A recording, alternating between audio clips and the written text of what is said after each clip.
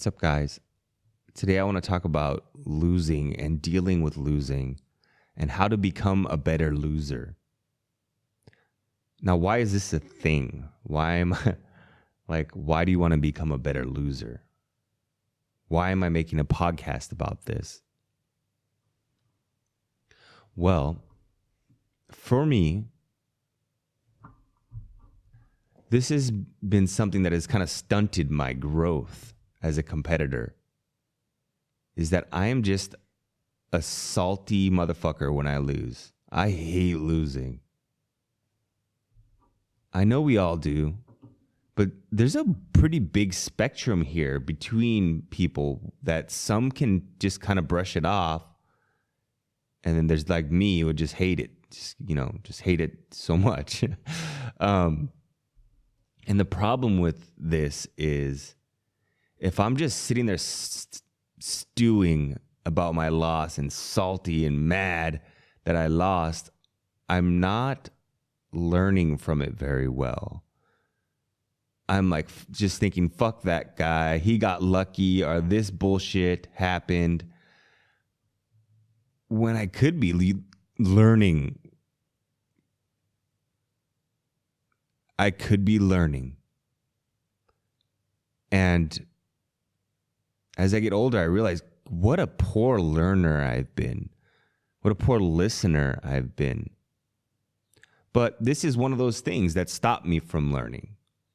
And here's a habit I need to break and an area to improve.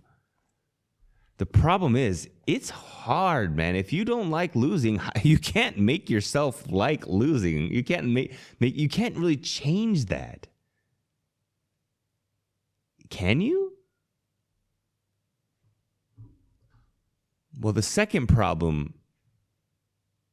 that I see with being a bad loser and hating losing so much, there's another really big problem with this. If you really hate losing, it's going to stop you from experimenting. So you want to try all this different stuff, right? But you don't want to lose the game. So you never really try it. You just kind of stay in your comfort zone. Short term, that might be good, but long term, it's bad. If I can sacrifice this game and win the next 20 games because I learned a whole new move, like I should do that, but I just want to win so bad. You see, it's like a conundrum here, and it's all manifested by your hate of losing.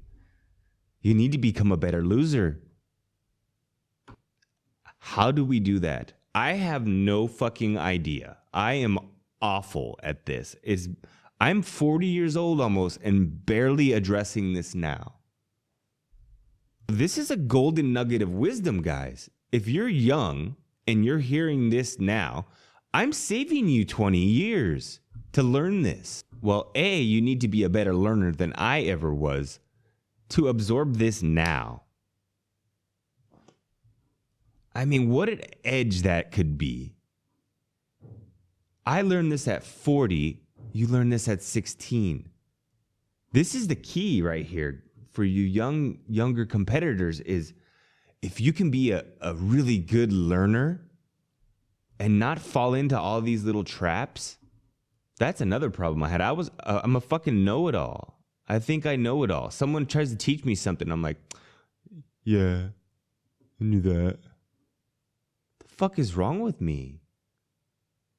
I think that's just me being competitive. I want to be the alpha. I want to know the most things. I want to be the best. I want to be the best at everything. So when you teach me something, it's like, oh, you know more than me. No, I'm the alpha. This is a small loss in itself. Someone knowing more than you and teaching you is accepting you're like the beta. And these extreme competitors like myself who just, my God, this is what's holding me back. I can't even accept learning. because it feels like a loss. How crazy of a brain do I have? There's no way I'm the only one, too. I feel there must be millions and millions of people just like this, that this thing is holding them back. I think that's it. I don't have any solutions for you yet. I am simply putting all this evidence on the fucking table and putting a giant lamp on it and exposing it. And I think the most mature player is going to see the best results, the biggest growth. I think that this is the secret to improving, actually, as a competitor, is just maturity and like opening up yourself to this wisdom, because you can learn. There's so much to learn that you don't know, that if you just open yourself up to it and try your best to understand it, you can have, a lifetime of experience from older people that, hey, maybe your competitors are like me and they're blocking it out because they want to be the alpha.